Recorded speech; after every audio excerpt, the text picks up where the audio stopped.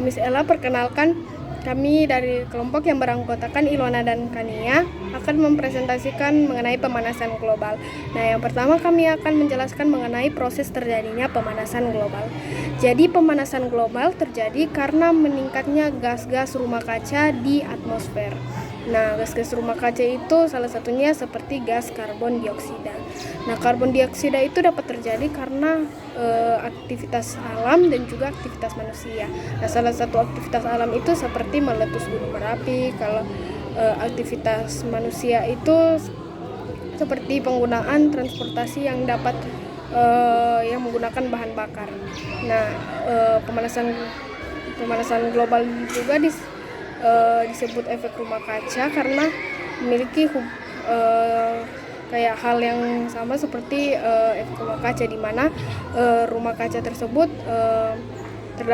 terdapat tanaman atau tumbuhan. Nah, jadi ketika sinar matahari dan suhu matahari masuk ke dalam rumah kaca tersebut, maka panas matahari itu tidak dapat keluar dari rumah kaca tersebut. Nah, sama halnya juga dengan pemanasan global.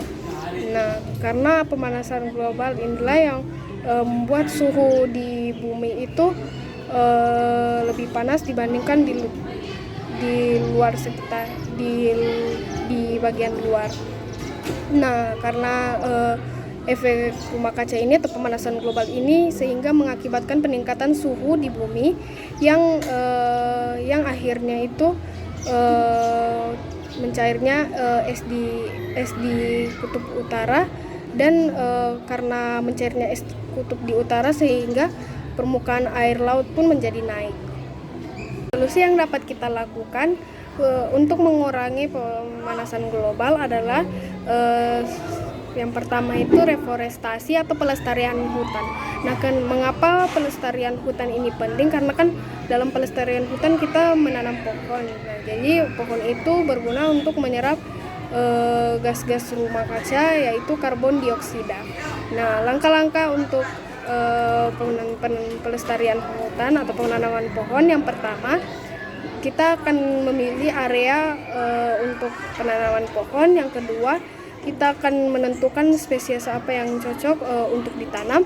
Yang ketiga adalah kita pengambilan benih dari spesies tanaman yang telah dipilih. Yang keempat adalah kita membersihkan area dari sampah atau material lain. Yang kelima, kita menentukan jarak atau kedalaman yang sesuai tergantung dengan spesies pohon kita. Dan yang telah ditentukan, yang keenam itu adalah kita itu melakukan seperti penyiraman atau pemupukan pada tanaman yang telah ditanam. Nah, untuk di sektor transportasi itu kita bisa menggunakan transportasi umum dan mengurangi penggunaan transportasi pribadi. Karena kita itu mengurangi penggunaan transportasi yang dapat menghasilkan bahan bakar fosil, dan juga di mana transportasi itu dapat menghasilkan emisi rumah kaca. Jadi kita mengurangi dengan menggunakan transportasi umum.